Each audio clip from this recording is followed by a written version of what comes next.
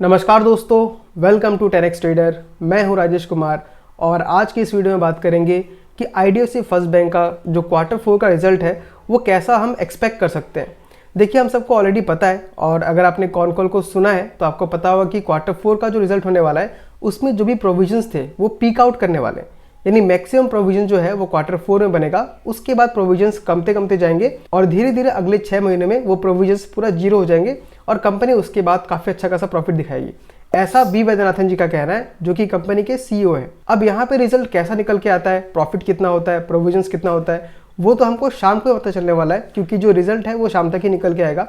लेकिन उसके पहले कुछ ब्रोकरेजेस के एस्टिमेट्स निकल के आए हैं जो अपने एक्सपेक्टेशंस को सामने रख के बताते हैं कि प्रॉफिट क्या हो सकता है और प्रोविजंस कितने हो सकते हैं। तो मोटा मोटा अगर मैं देखूं तो यहाँ पे जो एक्सपेक्टेशंस निकल के आ रहा है वहाँ पे वो लोग एस्टिमेट कर रहे हैं कि जो प्रॉफिट होगा वो 200 करोड़ से 400 करोड़ के बीच में हो सकता है। अगर प्रिसाइजली बोलूँ तो 347-350 करोड़ हो सकता है और नीचे में अगर देखें तो 240 से 250 करोड़ के बीच में प्रॉफिट हो सकता है। तो ये प्रॉफिट अगर मैं देखूँ तो बहुत कम है कंपेयर करें अगर हम पिछले क्वार्टर से, तो क्योंकि पिछले क्वार्टर में अराउंड 300 करोड़ के आसपास का प्रॉफिट देखने के लिए मिला था और वो भी रीज़न इसलिए था क्योंकि इसमें प्रोविजन बहुत ज़्यादा बढ़ गए थे। तो इस बार भी प्रोविजन के बढ़ने के चांसेस है। तो हम देख लेते हैं कि एस्टिमेट में क्या दिखा रहा है। मेन 3 ब्रोकरेजेस है, हम तीनों का रिपोर्ट एक एक करके देख लेते हैं। तो जो पहला ब्रोकर है वो है नुवामा और वो एक्सपेक्ट कर रहा है कि जो प्रॉफिट है वो ईयर ऑन ईयर बेसिस पे 57% फॉल कर सकता है और प्रॉफिट उनका इस बार 310 करोड़ का हो सकता है। नेक्स्ट वो ये बता रहे हैं कि जो प्रॉफिट में जो फॉल नजर आएगा वो मेनली हमको नजर आएगा प्रोविजंस के बढ़ने की वजह से। यानी ऑपरेटिंग प्रॉफिट तो कंपनी अच्छा खासा कर सकती है, लेकिन प्रोविजंस ज़्यादा बनने की वजह से प्रॉफिट फिर से कम होता हुआ नजर आएगा। नेक्स्ट अगर हम देखें नेट इंटरेस्ट इनकम, तो वो एक्सपेक्ट कर रहे हैं कि 12% से ग्रो करेगा और क्वार्टर ऑन क्वार्टर 2.5% से ग्रो करेगा, जो कि इस बार बढ़ के 5000 करोड़ तक पहुंच सकता है। तो नेट इंटरेस्ट इनकम मतलब क्या होता है? टोटल लोन देने के बाद जो उनको इंटरेस्ट मिल रहा है वो कितना हो सकता है। तो वो अच्छा खासा ग्रोथ हमको दिखा रहा है, ईयर ऑन ईयर बेसिस पे 12% और क्यू ऑन क्यू बेसिस पे 2.5%। तो हमको ही पता है कि कंपनी लोन ग्रोथ अच्छा कर रही है, बस प्रोविजंस की वजह से हमको यहाँ बहुत ज़्यादा प्रॉब्लम देखने के लिए मिल रहा है। नेक्स्ट अगर हम नीम के बारे में देखें तो बहुत इंपॉर्टेंट चीज़ है वो किसी बैंक के लिए, और नीम को वो एस्टिमेट कर रहे हैं कि 6.4% तक रह सकता है, जो कि अगेन मेरे ख्याल से स्टेबल है। पिछले एक साल से वो लोग 5.9 6.1 के आसपास स्टेबल है। तो ये नीम काफ़ी अच्छा है। नीम मतलब नेट इंटरेस्ट मार्जिन, आपने कितने पे लोन लोगों को दिया और आप कितने पे लोन लोगों से ले रहे हैं उसके बीच का जो डिफरेंस होता है उसको हम नीम कहते हैं। तो बैंक का मेन इनकम सोर्स ये नीम ही होता है। मतलब डिपॉजिट पे बैंक क्या करती है, इंटरेस्ट देती है और लोन के ऊपर इंटरेस्ट लेती है। तो कम दाम में वो डिपॉजिट लेती है और महंगे दाम पे वो लोन देती है।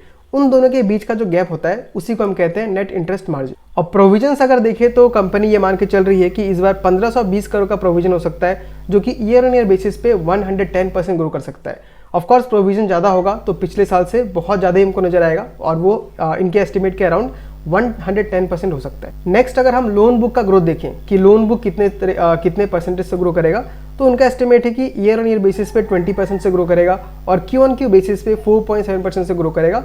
तो ये वैसा ही एक्सपेक्टेशंस में है जैसा कंपनी बोल रही है। कंपनी का ये कहना है कि हम लोग का जो लोन बुक होगा वो साल दर साल 20-22% से ग्रो करेगा और वही एस्टिमेट में भी हमको यहाँ पे निकलते हुए आ रहा है। नेक्स्ट जो ब्रोकर है वो है मोतीलाल ओसवाल और उसका भी हम एस्टिमेट देख लेते हैं। उसने भी यही बताया कि पैट जो है वो 288 करोड़ का हो सकता है और क्यू ऑन क्यू बेसिस पे 60% फॉल कर सकता है। एनआईआई अगर देखें नेट इंटरेस्ट इनकम, तो इनका भी एस्टिमेट आसपास में ही है, 5000 करोड़ के आसपास है। और जो प्रॉफिट में जो डिक्रीज नजर आने वाला है उसका रीजन भी ये बता रहे हैं कि प्रोविजन ही हो सकता है। लेकिन इनका प्रोविजन थोड़ा ज़्यादा निकल के आ रहा है। जहाँ नुवामा 1500 का एस्टिमेट कर रही थी, यहाँ पे 1700 करोड़ का एस्टिमेट कर रहे हैं कि इतना प्रोविजन बढ़ सकता है। और मोतीलाल ओसवाल ने आईडीएफसी फर्स्ट बैंक के ऊपर न्यूट्रल का रेटिंग दिया है, यानी कि ना ही उसको बेचना है ना ही उसको खरीदना है, आपको न्यूट्रल रहना है। नेक्स्ट जो ब्रोकर है वो है यस सिक्योरिटीज, जो कि यस बैंक का एक ब्रांच है। उसने क्या बताया कि जो प्रॉफिट है वो आपका 347 करोड़ का हो सकता है। तो यस बैंक थोड़ा सा यहाँ पे आईडीएफसी फर्स्ट बैंक के ऊपर नरमी दिखा रही है और बोल रही है कि जो क्वार्टर ऑन क्वार्टर जो डिप होगा वो 2.1% का होगा और ईयर ऑन बेसिस पे 52.2% का होगा। जहाँ बाकी ब्रोकर्स ये एस्टिमेट कर रहे हैं कि प्रॉफिट ज़्यादा घटेगा, यहाँ पे वो प्रॉफिट को थोड़ा ज़्यादा मान के चल रही है यस सिक्योरिटीज़। बाकी अगर प्रोविजंस देखें तो यहाँ यस बैंक मान रही है कि प्रोविजंस थोड़ा ज़्यादा होगा, 1800 करोड़ के आसपास का प्रोविजन होगा। लेकिन ध्यान रखिए दोस्तों, यहाँ प्रोविजन को ज़्यादा मानने के बाद भी यस सिक्योरिटीज़ को लगता है कि प्रॉफिट ज़्यादा निकल के आएगा कंपेयर टू नुवामा और मोतीलाल ओसवाल। तो ये 3 ब्रोकर्स के एस्टिमेट थे कि आईडीएफसी फर्स्ट बैंक का प्रॉफिट कैसा हो सकता है और प्रोविजंस कितने हो सकते हैं। दोस्तों साथ में एक और न्यूज़ निकल के आ रहा है डिविडेंड के बारे में। ऐसा NSE के वेबसाइट में आपको देखने के लिए मिल जाएगा कि नोटिफिकेशन निकल के आया है कि आज की तारीख में ये लोग मीटिंग करेंगे और मीटिंग किसके ऊपर होगा, Q4 के रिजल्ट के बारे में, और ये भी डिसाइड करेंगे कि हमको डिविडेंड देना है कि नहीं देना है। तो दोस्तों ये देख के बहुत लोगों को लग रहा हो कि डिविडेंड मिल ही जाएगा। अब अगर मैं अपने बारे में बोलूँ तो मुझे ऐसा लगता है कि डिविडेंड यहाँ पे नहीं मिलेगा। देखिए मीटिंग में जो भी होता है डिविडेंड का डिस्कस करते हैं वो लोग, अब डिविडेंड देना है कि नहीं देना है वो डिस्कशन के बाद ही निकलेगा। तो जहाँ तक मुझे लगता है डिविडेंड हमको नहीं मिलेगा, और यकीन मानिए दोस्तों ये बैंक के लिए बेहतर रहेगा, क्योंकि बैंक को पैसे की भी जरूरत है लोन को बांटने के लिए, और हाल ही में बैंक ने 7,500 करोड़ का कैपिटल रेज किया है लोन को ग्रो करने के लिए।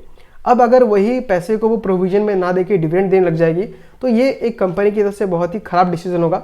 मुझे लगता नहीं कि जो मैनेजमेंट है वो इतनी बेवकूफ़ है कि डिविडेंड देगी। अगर डिविडेंड देती है तो फिर जो मेरा भरोसा है मैनेजमेंट के ऊपर वो थोड़ा कम जाएगा, क्योंकि मैनेजमेंट खुद की बातों पे ही टिकी नहीं रह रही है। वी वैद्यनाथन जी ने खुद ही कहा था कि डिविडेंड हम अभी नहीं देंगे, क्योंकि अभी हमको बैंक को एक स्ट्रॉन्ग बेस बनाना है। जब प्रॉफिटेबिलिटी अच्छा खासा आने लग जाएगा उसके बाद ही हम डिविडेंड देंगे। तो डिविडेंड मिलेगा कि नहीं मिलेगा ये तो हम अभी नहीं बोल सकते, हमें वेट करना चाहिए शाम तक के रिजल्ट के लिए। जब रिजल्ट आएगा तो मैं डिटेल में बता दूंगा कि रिजल्ट कैसा हुआ है और डिविडेंड हमको मिला है कि नहीं, वो उस टाइम पे ही हमको देखने के लिए मिलेगा। तो दोस्तों फिलहाल इस वीडियो में इतना ही। शाम तक जैसे ही रिजल्ट निकल के आएगा मैं उसके ऊपर वीडियो बना के आपको अपडेट कर दूंगा। अगर आप अपडेट रहना चाहते हैं तो इस वीडियो को लाइक कर दीजिए, और हो सके तो चैनल को सब्सक्राइब भी कीजिए, क्योंकि उससे मुझे बहुत मोटिवेशन मिलता है और मैं ऐसे वीडियोस कंटिन्यूसली बनाते रह पाता हूँ। तो आपसे रिक्वेस्ट है कि चैनल को सब्सक्राइब कीजिए और बेल आइकन को भी दबा दीजिए, ताकि उससे आपको नोटिफिकेशन जल्द से जल्द मिल सके। तो दोस्तों मिलता हूँ मैं आपसे अगले वीडियो में किसी अगले स्टॉक के साथ। तब तक के लिए tata bye bye, take care.